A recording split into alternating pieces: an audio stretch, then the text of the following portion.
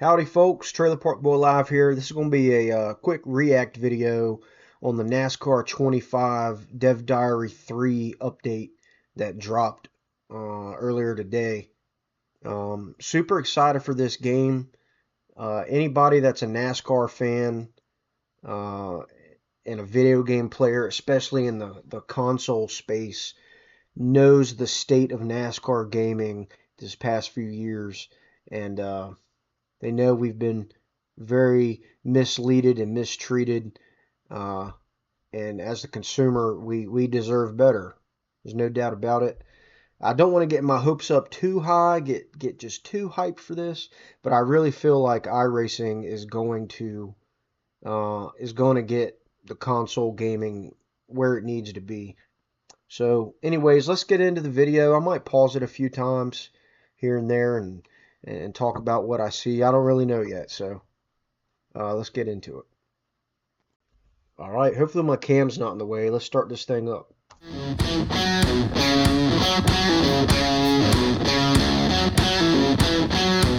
I'm really excited that we've announced the 4 NASCAR National Series in our 4 game. For the first time ever, we're going to feature the ARCA Menards Racing Series and the entry point for the career mode. Featuring all... Right off the bat,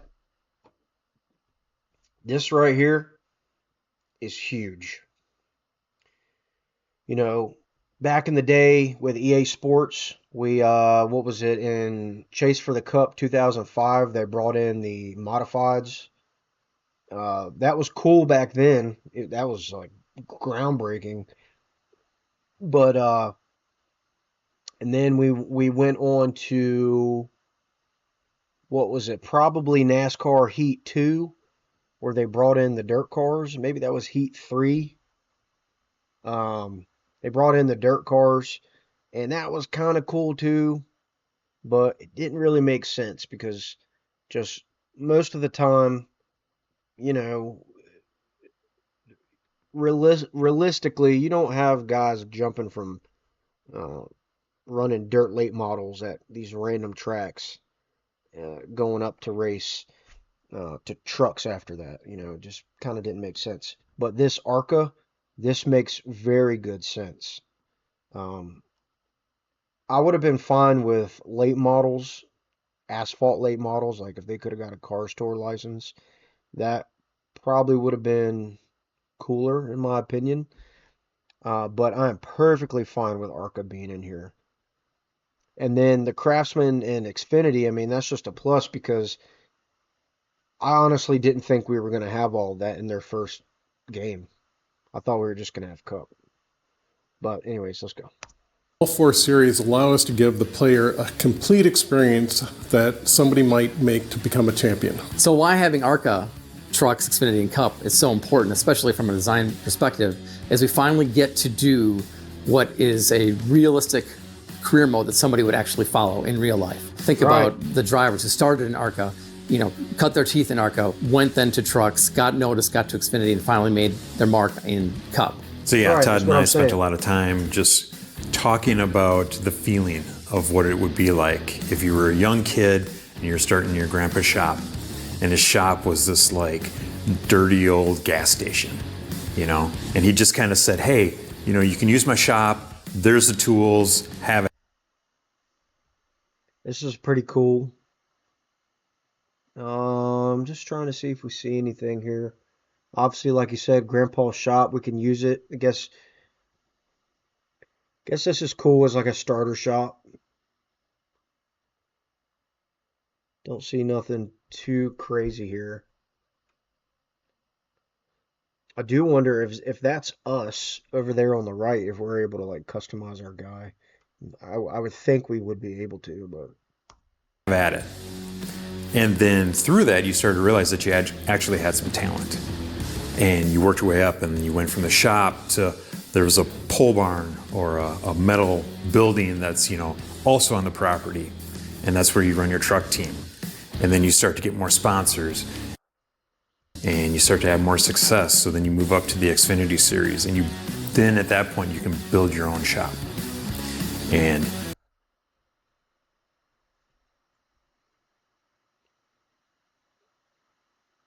So they're taking this is pretty neat. Just showing their plan, their headquarters, but they're using like real shop, shops of photos of real shops to build what they're making in this game. It's pretty cool. Authentic, give you authentic feel.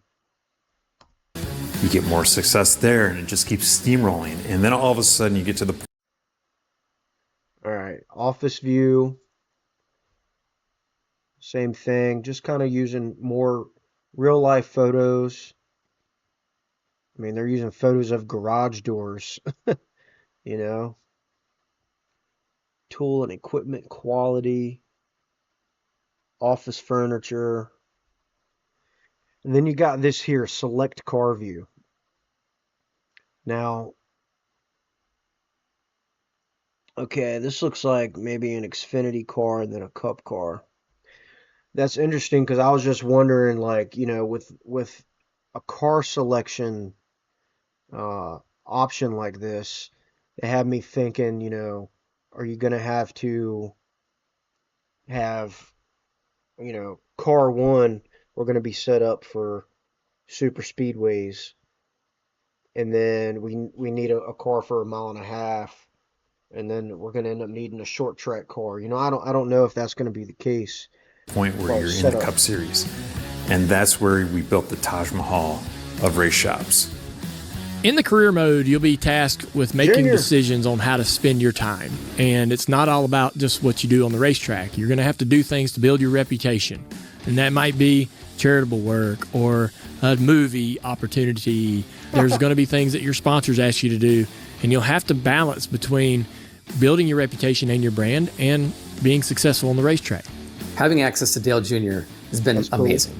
We've never had the ability to work with a driver at this level before, and not just somebody who just comes in and plays the game and says, that's good. He's actually actively involved in helping design the game. Designing out the career mode was a Herculean effort because you want to make sure that you have all the right details in there about what makes a NASCAR career really authentic, but at the same time, you don't want to make everybody have to go through all the minutia of managing a race team and the finances and the employees.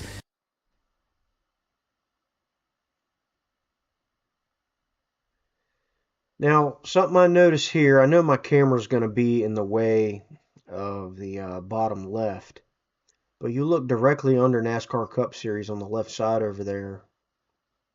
You got net earnings, cheats. So, cheats, is that like, I remember probably NASCAR 2007. I want to say it was. Uh, there was a cheat code, and it was when you made your career, you put your first name as Give Me, and your last name was Mo Money. And you could keep doing that over and over again and get millions of dollars and basically start off as a powerhouse. You could buy whatever cup team you wanted and sink all your money into R&D. Uh, I'm wondering if that's the same way. Um, and it says that's an earning, not an expense. So I'm thinking we're going to have money cheats for if you don't want to work your way up, you can just rock and roll from the beginning and be a car owner. What else we have here? Overview, staff, sponsors, social media. Over on the top right, we got RD. Is that going to be like research development points? Then you got the money symbol up there, and then WP. WP. Not sure what that one will be either. Um, not sure, not sure. Then you just got your race, the payout stuff on the right over there. Very interesting.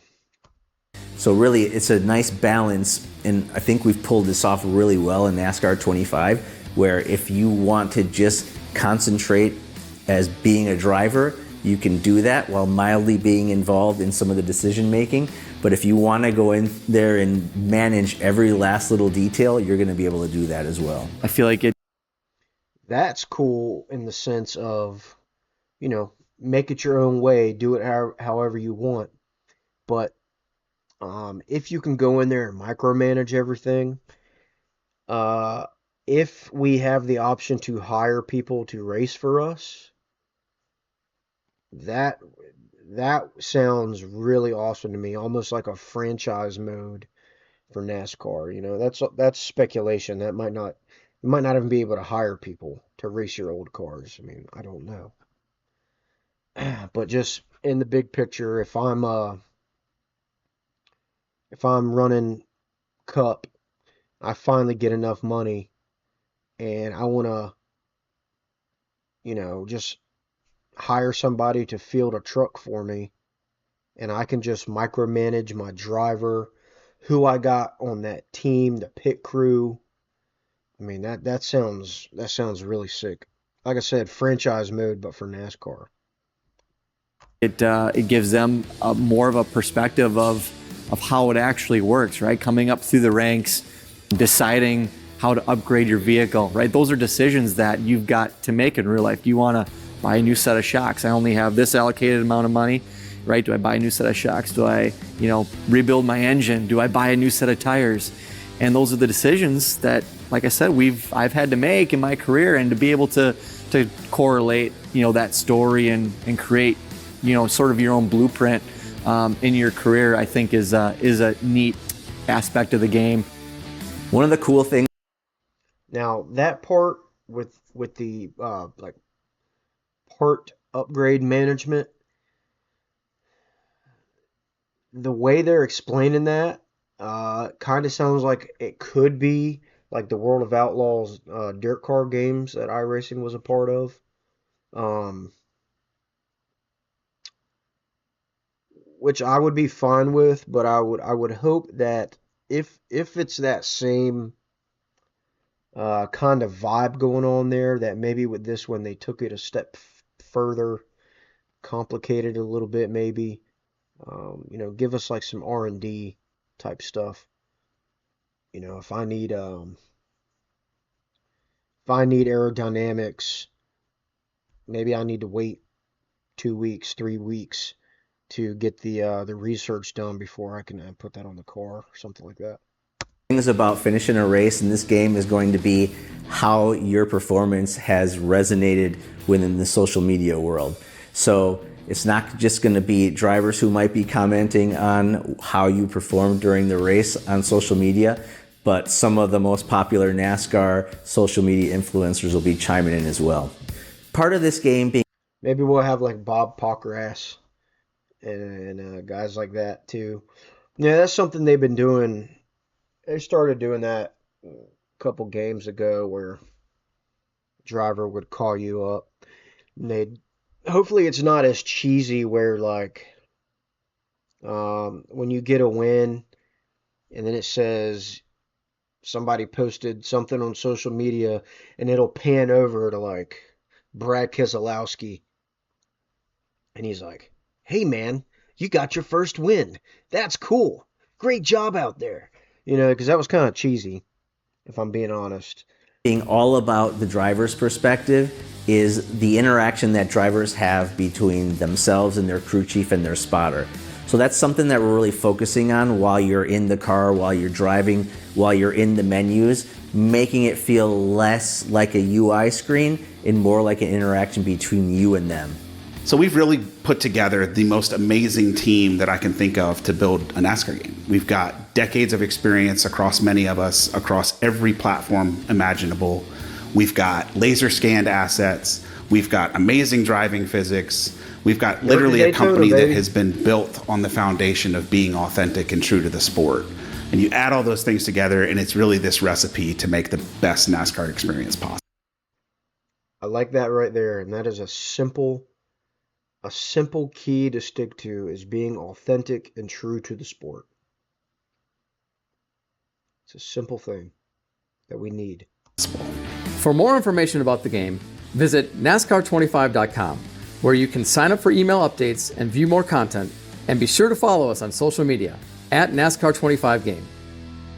Coming fall 2025. So yeah, I'm excited for this one, man. Like I said, I don't want to get too hype. I definitely have a set of expectations that I don't feel like are too high. I feel like the consumer deserves certain things. Um, I think they're going to bring it to us with this game. I really do. But look, if you watch this, go ahead and drop a like, subscribe to the channel, and leave me a comment down below any thoughts that you had on this video, something you'd like to see, even if it's a big dream, something for them to add. I'm curious. I'm curious what everybody thinks about it. So, all right, peace out, boys.